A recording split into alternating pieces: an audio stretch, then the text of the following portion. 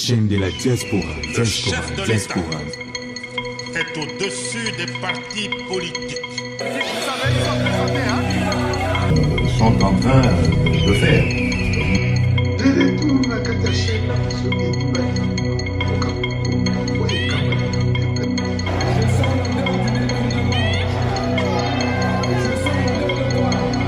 Alors tobeta na nzambe maboko s'il vous plaît.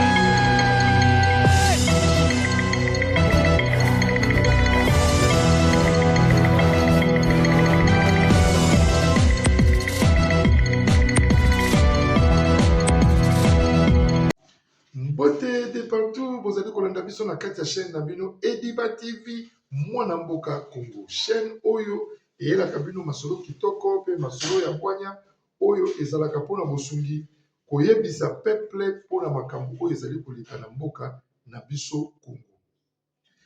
Lelo toali le 20 octobre 2025 mpona koya koconfirme bino koreconfirme bino makambo oyo elekaki na este ya mboka na biso ya attaque pe ya assassinat ya ndeko oyo ya barwandais na nkombo ya Nanga. Ndeko Nanga oyo azali rebelle oyo azali kotindama epai ya mokonzi na ye Kabila oyo azali mokonzi na bango lisusu Paul Kagame oyo atindaki na mission ya koya koboma 15 millions de Congolais. Alors lelo na kopesa ba message mingi te ya koloba ba video oyo na kotiela bino yango nde koloba na kati ya Ediba TV mwana mboka Congo pe na kati émission na bino tobengi le marteau sur la table.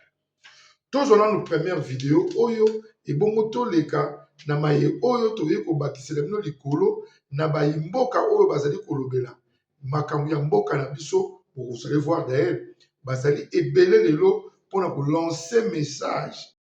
Nani atire Corneille Nanga Masasi? Po Masasi ya solo batiraki Corneille Nanga Masasi mais akufite. Mais mutasi akufi déjà ezali moko ya garde du corps na ye. Na moko msusu garde du corps azali gravement blessé. Masasi batiraki mingi. Ya zaki na mutuka liboso na ba mindele selon batu na ba valise belé na kati ya mutuka. Mais mutuka ya sima nde ezwaki ba masasi ebele nde ba garde corps na bazalaki, et c'est là où il y a eu mort d'homme. Mais kuna na mutuka na ye bango pe bazwaki masasi mais mutu akufa kite. Alors il y a plus grave que ça nde oyo te koyebisa bino banani nde batire ye masasi. C'est ce qui est intéressant na minute oyo. Bonjour, bonsoir peuple congolais, ça dépend na heure comme na vidéo na biso. Il y a lelo le 19 octobre 2025. Le eza dimanche, biso tolobaka te tozama pasteur, mais comme tolala ki na dossier à Corneille Nanga, il faut être sérieux. Nous sommes revenus pour vous donner les comptes rendus de l'information biso tozwi sur place. Mais dans l'entretemps, on peut essayer ya ko conscientiser yo, ko rappeler yo que ce qui dimanche eleki ok église te osumuki. La Bible nous demande que chaque dimanche est à la consacrer pour le Seigneur.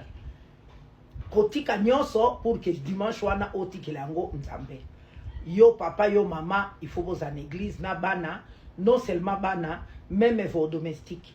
La Bible va plus loin demander même ata mupayaza na ndako na yo, il faut azalape ko consacrer jour à nzambe.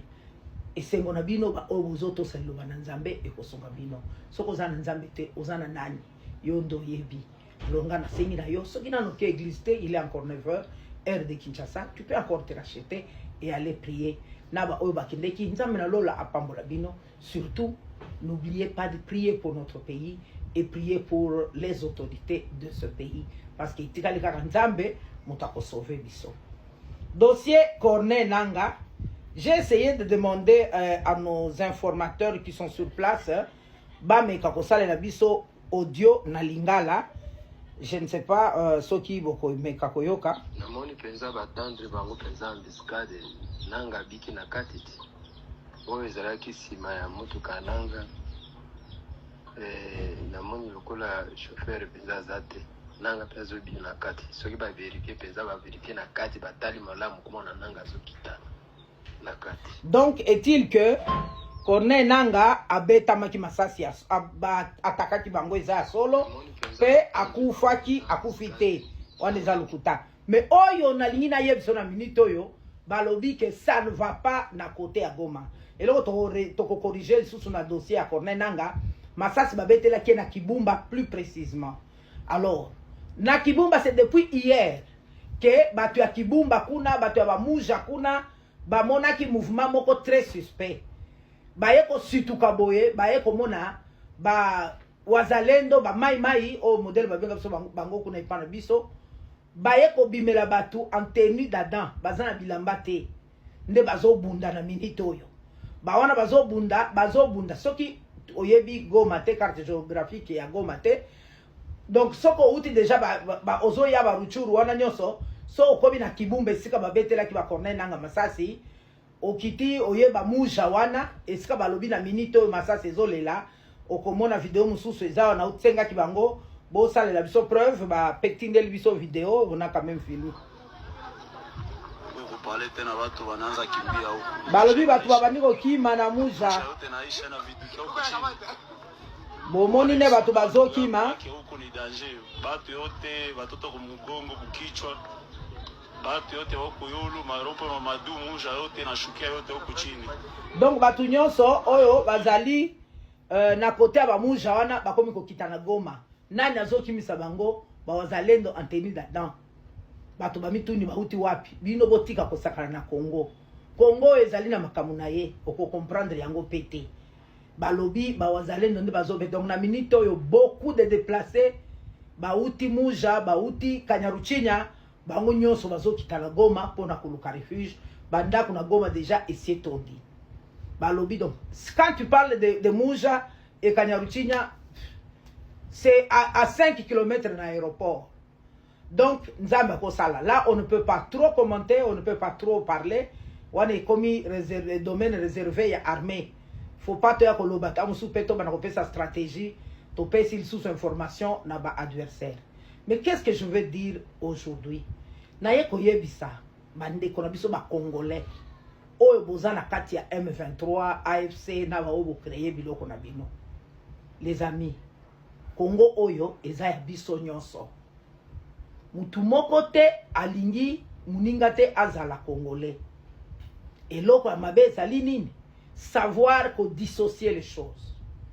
Quand vous avez un problème avec le président Félix Antoine Tshisekedi et lorsque vous avez un problème avec la République démocratique du Congo et vous avez le problème avec les Congolais, ce n'est pas parce que tu as eu un problème avec le pouvoir actuel ne ko permettre yo ke drozoka manduki ondimi opesi mu Congo na ba ennemi à Rwanda baba ndakokota pe obandiko bomisa bandeko na yo.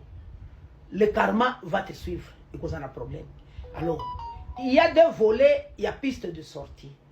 Commençons d'abord à se débarrasser pour bloquer la route à l'ennemi qui veut que boto la biso est na biso. Hier, je faisais l'analyse avec les gens. Que ça soit Corneille Nangaa et pas Nabino Kisangani. Ezala, le président honoraire ya RDC, Félix Nani Joseph Kabila, Katanga, Aza Katanga, Bambo Mawana Congo central. Ça ne s'appelle pas tribalisme, non. Alors c'est comme ça que je suis en train d'interpeller. Bino ba Makenga, Bino ba Beltré Bisimo ba ressortissa ya Kivu. Botika ko trahir bandeko na bino, ressaisissez-vous. Il y a moyen d'abord, il y a Kobengana l'ennemi qui veut balkaniser Mboka en prenant l'est du Congo. C'est ça le souci de Kagame. Et après avoir Kobengana Munguna, maintenant, entre nous-mêmes Congolais, on va chercher des solutions entre nous Congolais. Mais na moment Mozali ko sangisa makam. On ne sait pas quand est-ce que vous êtes en train de bundisa président Félix Antoine Tshisekedi parce que vous avez des adversités politiques. Quand est-ce que vous allez bozo ko bundisa bande ko bino moko nord Kivusien bazo kufa na misu na bino na sud Kivu même. Donc yango na eko interpeller, bon séparer les choses, dissocier les choses. Vos conflits, o ngai Corneille Nangaa, Félix Tshisekedi, aboto langa bakare minier, sikoyo ya biso Congo to kufeli nini. Ba tu agoma na ba ko kota na makambo bakare minier o ba yebi atate. Alors, papa, kanda na yo na Fachi et comme ça yo te na kokende ko trahir le pays. Si tu as des problèmes avec Fachi, il y a moyen de les arranger sans toucher na bandekono ba congolais aussi sans ouvrir la porte à l'ennemi. C'est comme ça que je continuerai à vous interpeller à chaque moment. Ressaisissez-vous. Barrez la route na ba adversaire ya RDC basé belé. Les ennemis de la RDC bango balingi nord Kivu na sud Kivu ekende. C'est comme ça que je me pose la question. Vous les nord Kivusiens, bato oza ba congolais Makenga, Sultani Bisimwa. Bao baza ba congolais nyos. Bozo kanisa nini? Mboka na bino ekoya kokende na blague. Bolimbisana, boyokana. Moi, je ne viens pas ici prêcher la haine. Je ne suis pas en train de faire la concurrence à qui que ce soit. Je me suis dit, c'est... Batao yo ezali liboso na ngai. Nako prêcher bino kaka réconciliation na unité nationale. Ce qui bino boko baksa français à dialogue parce que tozana mauvais souvenir na ba dialogue. Français za mulai. Okoki ko changer comme msusu. Mais biso tongi katongo na bino na table ya négociation bozo solo là. Sans qu'on trahir le pays et fermer, barrer surtout la route na ba ennemi. Tokobo sanate, cri il y a chaque jour. Bino batubozo bloqué président Félix Antoine Tshisekedi. Akutana na Kabila te, président honoraire. Na bino batubozali na Kabila bozo ko saye, bozo ko siseye asoué. Bozo ko empêcher à venir vers son frère Félix Antoine Tshisekedi. Bozo bebise la Congo. Nous allons prier. Nous allons crier. À un certain moment, nous allons marcher. Nous allons faire de mes mots. Donc, on récoltait même 100 000 signatures pour que Joseph Kabila Nafachi bafanda bangomi bale bata la direction ya ko sauver le Congo. O ya ko sauver Congo, eza biloko rabino anate. C'est l'unité nationale qui va sauver le Congo. Réfléchissez. Il est resté un blessé grave, on vient de l'amener à l'hôpital. Qui est ce blessé grave? Et l'autre vient d'être ramené à la morgue. Bon, et l'autre qui est à la morgue, pourquoi on a... Donc, je vous dis, il n'y a que les Congolais qui meurent dans ces histoires-là.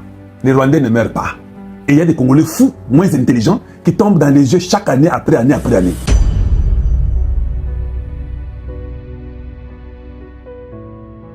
Vous me verrez, moi, toute personne qui tue les Congolais, vous êtes mon ennemi juré. Je ne vais pas vous soutenir.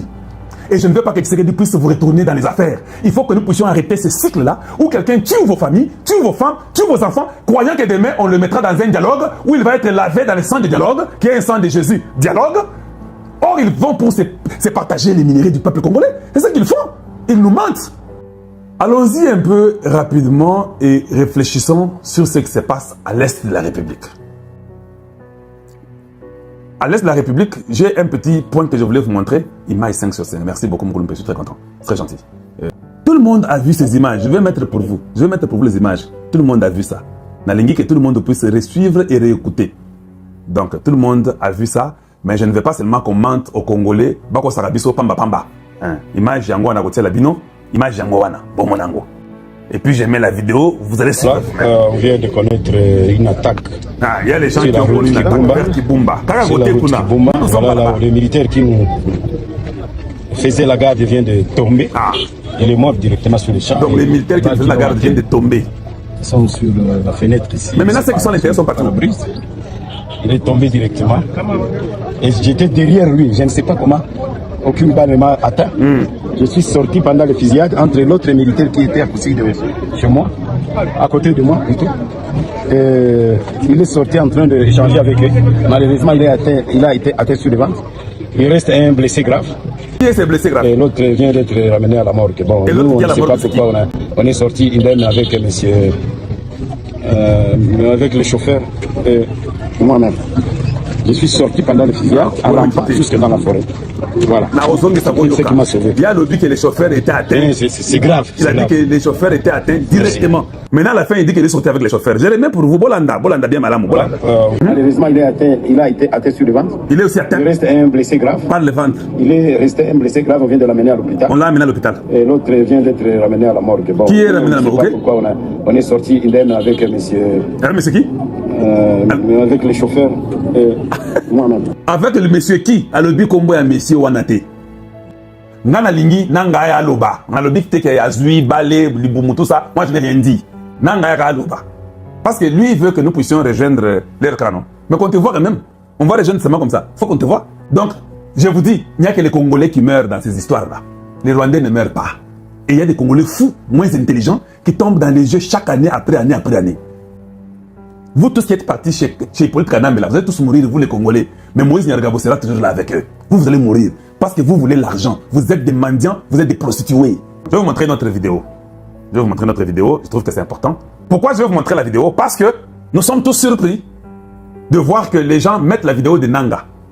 Parce que les gens disent que Nanga est attaqué. Nanga Lingi, Nanga est à Loba. Nalobi qui est à Zui, Balé, Liboumou, tout ça. Moi, je n'ai rien dit. Et ça fait mal de voir un peuple qui tombe devant les miettes et devant l'argent.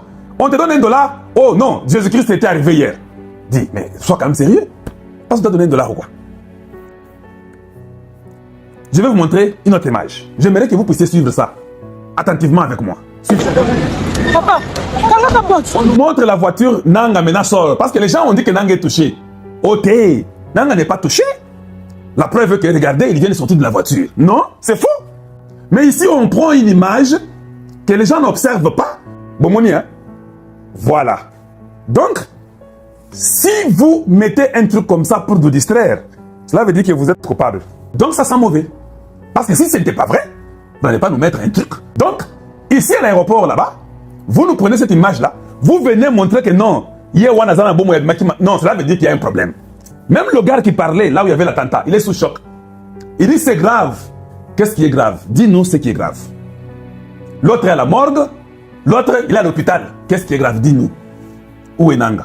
Moi, je n'ai pas dit que Nanga, on l'a tué. Je n'ai pas dit que Nanga est... Non, je sais dire qu'il y a eu l'attentat. Nous savons qu'il y a eu l'attentat sur lui avec son véhicule. Il peut te sortir aussi vivant. Parce que parmi les gens les plus peureux du monde, ce sont les gens comme des Nanga. Certainement que Tango, il est à ça, il porte à Kimi. C'est très possible aussi, non? Oui. Mais s'il n'avait pas ouvert la porte, je suis sûr que où il a été pris en otage par les Ouazalendo, on va voir. Nous ne savons pas. Mais il ne faut pas mentir aux gens.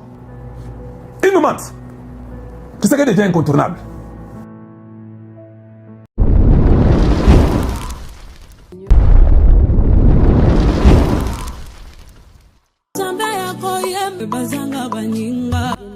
Seigneur nazali chez la Mwanda Fondation na eli sous liboso na bino pona osenga bino merci na ba oba soutenir orphelinat chez la Mwanda nzambe alula apambola bino tozomona ba effort na bino tozomona bolingo boza nango à travers Fondation chez la Mwanda nzamba apambola bino na eli sous liboso na pona kosenga bien aimé bokanisa bana na bilamba bokanisa bana na kolia bokanisa bana na minerval bokanisa bana na ba soins médicaux nzambe ya kozanga te kopambola bien aimé ozana posa ya kosunga ozoluka place ya kotia mbongo na yo bien aimé tala place ya malamu yango ya kotia mbongo na yo na Fondation chez la Mwanda nzambe akozongisa bebela kopambola bakoko na yo akopambola pe bana na yo na pamboli bino na kombo na Yesu.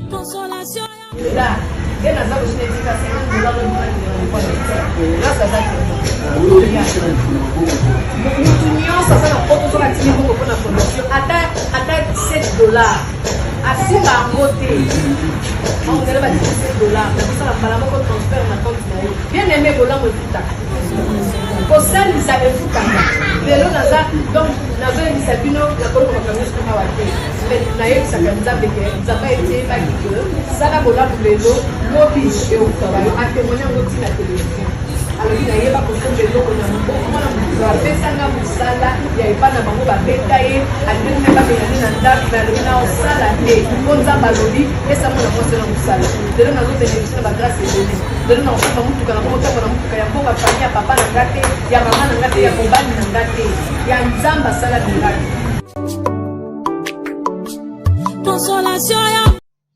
bayimboka bouti kolanda bavideo oyo na bokebi mpe na bwanya bolandi message wana ezali uti pa na ngai te tozali ba journaliste ba chroniqueur ebele oyo toza na kati ya banet toza kolamusa koréveiller peuple congolais oyo atikali na distraction ya kolanda congolais oyo azali M23 bandeko soki babengi yo mikolo oyo congolais M23 toza na eloko moko ezali kopreparame ya kolakisa bango ke tous les congolais abengami M23 même pas na biso na Congo tobanda kotia bango moto parce que balingi distraction balingi mboka wana e avancé te bazwi motema mabe na bango bazwi la haine jalousie na bango oyo baza nango envers tata mokonzi ya mboka bamemi yango mpona mboka mobimba.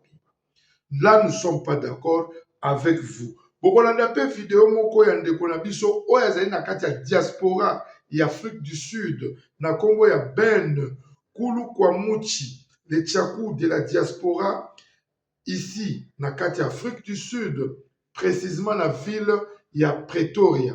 Je te salue très bien mon frère na musala munene kitoko ozali kosala pona ko réveiller peuple congolais ko lamusa congolais nyonso ayebake tozali na droit ya kotelemela monguna kobengana monguna kopesa message kitoko ke monguna ayebake mboka oyo ekambami mboka na biso ekambami na Rwandais te. Ils ont dirigé pendant des années alors il faut batika biso en paix. Nauti kolanda sosu na net kolanda ministre moko boye congolaise moko boye akoma kosala lelo na kati ya gouvernement américain. Moi si wana zali congolaise ya papa ya botata ndeto lubaka mazali angolaise kota bo mama loka botemi na kati ya ville Malange. Vidéo les ali ko circuler boyo kama kwa mona mwasi na lobi. Pourquoi peuple angolais akufa mingi pona minéré o ezaki na kati Bokoto, Bokoto, Bokoto, Bokoto. Corneille Nanga. Tension, ça va? Bisi moi. Willy Ngoma. Ayoku Toyoka Nagano Lisouti. Tension, ça va? Joseph Kabila Kanambe. Hein, ça marche? Hein? Trahissons les Congo. Attention, est-ce que ça marche là-bas? Bon dimanche, Nabila Sobola Nagabiso. L'infatigable, le Tchakou de la diaspora, le chef d'état-major général. Villageois à solo, Muntu wa Mboulou. Tisabaka Titeke la Chava Titomuchinu. Songa Yambeli Babeta Kaliko Fite. Boba Xelanga Black Water. Communication ezali bilei na biso peuple congolais congolaise. Félicitations à Bawazalendo. Oyo wapi bazali ko appuyer FRDC. Bon boulot. Boulot Chitoko. Si c'est Balouki 9. 6 mai Balouka 9. Hein? Donc les loyo Nyangala kata wana yuma ngotobobo yananga. Mutu na ye linge kota na mabele. C'est mon souhait à moi. Atangisi makila bandeko de ba congolais na ndenge moko kaka motema mabe jalousie. Ah, waza. On raté pourquoi je regrette. Il ne fallait pas qu'on rate imbécile wana, rebelle qui tue par le paix, mourra par l'épée. Bawazalendo lelo pena na ebisi bino. Ah, mais ce n'est pas encore tard. Courage, persévérance. Quand na yebisa rabino na badou anangai.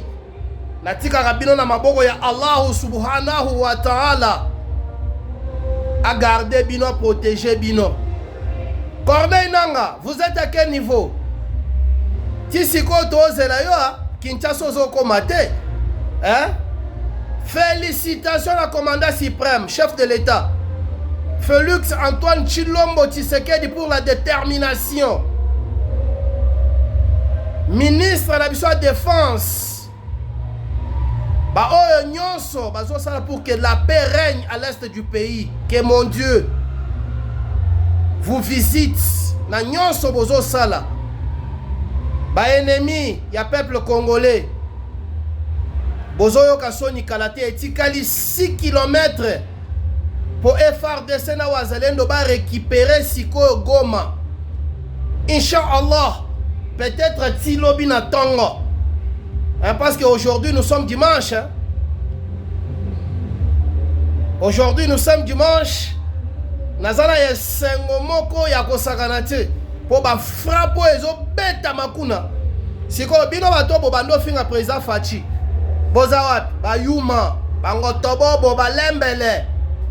Ennemi ya Congolais azala Congolais mais biso to corriger bino kaka boulonde eleki malobebele. Boulot eleki malobande. Na ebele quoi. Ya mwana mboka Félix Tshisekedi procéder la manipulation li soute o cesser les faits. Cesser les faits ya batata na bino na bama na bino. O a violé territoire, a violé ni. Bino na bomonte. Bino na bokoyoka, bokoyanga noa. La guerre ça se prépare. Hein? Tu sais que c'est un stratège. Il y a haut niveau. Hein? Tokoloba trop te mais toyeka poto féliciter ba FRDC Wazalendo. Ba généraux il y a bien. Hein? Oh, il y a mixage, na brassage, li sous-souté. Oh, il y a trahison, li sous-souté. To kendega bongo, to récupérer Goma, to récupérer Bukavu, Abu, Pia. Ba imbécile wana. Ba ya sous na Congo total bango. Soki pena ba mi bali. Hein? Boya na kin. Bokota bozonga Congo total bino. Congo ekomeli bino ndonge, Congo ekomeli bino bololo. Fachi Beton, Mkwantombolo, courage, que Dieu te bénisse. Oza Congolais à solo. Mon ankoi, azankoi. Hein? Mon ankoi, azankoi. Bimisa pena manjaka Fachi. Non. Yo. Ah, t'auras perdre. La voix du peuple, c'est la voix de Dieu. Pour finir. La voix du peuple, c'est la voix de Dieu. Peuple à lobby, t'os changer constitution ce qu'on a encore. Dans peu de temps, tous ont changé de constitution. Élection et Gonzalaté la 2028, peuple n'est à lobby. Tu sais que du coup tout est. Tension, ça va? Est-ce que tension, ça va? Sucre, ça va? Mungwa, ça va? Béton! Courage! Allô? Allô, ma soeur, si. Yamasasi, bonne maman kuna na homme de veillard misunga. Naza déjà na misunga homme de veillard. Au moni tant maman a piqué église. Alors là qui bien té. Tant bazo se ngombongo, yo tindi mbongo, bango balé ba songe ba kati ba songe ba memel ba dispensaire à mike. Et là sunde ngona te maman. Mais na poto na kishasa la même chose. Et loko zo se pelisanga. Banda maman comment na misunga homme de veillard. Kota ni maman. O maman zo ngolo la bébé, bazo zo soya maman. Oh, mais là so moni maman zo ngisheni. Maman zo dia 3 fois tongo midi popo deko nanga elo musu sepeli singai misunga homme de veillard webi ke bana courant so kata so que ça manœuvre pano ya dit bana lumière 24 heures et puis connexion internet et vanda et puis soki maman ayoki mal à l'aise ou bien mutu pasi nzoto déranger kaka na mutu na place à la liwana a fini bouton rouge docteur Mbango atakati c'est pourquoi homme de veillard misunga ezana kata clinique misunga. Nous sommes foutument on nous a regretté. Ah, vous juste bien à vous ali. Ba minganga bazo sala maman contrôle chaque semaine. Mais azala kuna? Abela te bazo sala examen. En tout cas, ya masati e moneli penanga na pemi. Bana maman comme na homme de veillard misunga. Et moneli na misute. Et monani bamboko na opinda ya pampa bana. C'est fini tout ça. Moroli yango lisusuté. Homme de veillard misunga. Ngana bango rendez-vous quand la fin du mois. Na pemi. Non, si kaya fanda kuna lia tranquille. Apema, ba médecin 24 heures sur 24 heures. A continuer kuna ngana no pesa ka mbongo na fin du mois. Yebisa bango na changer comme on a commis le bâtiment sonno. Babe. Voilà de retour na kata chaîne na biso Ediba TV mwana Congo et kambami mwana mboka Congo et kambami na humble serviteur munganga spirituel papa Ediba na bele la kabino mingi mikolo nyonso. Pour s'abonner massivement à la chaîne Oyo pour vous rattaquer un message pour les kokota butu moi. Toloba ki tokola la société tokozala ya kolamuka pour te la kabino ba information Oyo kozala toujours édifiant ba information Oyo kozala toujours pour na kolamusa peuple congolais ko telemisa patriotisme congolaise otolobaka kumboka telema ekende musika pote. On a vraiment beaucoup souffert. Nous ici, tous à Libanda, ceux qui tous à Kolia ba miel, mais tous à Kamawate à Bandiokonaso baza beaucoup fana est. Et puis ça me fait vraiment nayokaka somo ya kotala bandeko précisément baza na kati ya Kisasa. Surtout souvent on a des amis de famille o bana Kisasa makambo eza koleka na est bayebaka moti yango toyebisaka bango biso libanda awa tomonaka bainformation ebele oyo ezali kotambola libanda ya mokili oyo ezali kose préparame oyo ezali kosalama mpo basi prépare coup d'état basala boye yango toye mpona korefeye bino kolamusa bino kopesa bino bainformation mpo boyeba ke mboka na biso ese ezingama na banguna botala bino moko makombo ba José Makila tokotanga bakombo na bango ba Peru Luwara oyo basali vraiment bake rejoindre les autres 7 bandits 7 je ne sais pas le mot qui me manque 7 bandits 7 illettrés 7 voyous de Kabila pour nous rejoindre faire avancer Nassima Lobakeno. Je viens avec un système de dire que nous sauvons le Congo. Nous, vous allez sauver le Congo en quoi? Tu étais là pendant 18 ans, tu n'as pas fait ça. Vous allez sauver le Congo en quoi et en guise de quoi? Baïboka, Fongola Misu, Tosimba Motema, Poto sauver Mboka na biso, vous allez moi na Mboka. Tous à la cima ba patriote oyo bazali ko pesa ba information lokola ba ndeko Kalonji lokola ba Mubenga lokola ba chancelier o bazali déjà ba Gude Makasi il parle des histoires où ezali réel sans parti pris ba iboka tous à la bolingo moko to simba la main dans la main pour sauver honneur ya mboka na biso Congo. Vraiment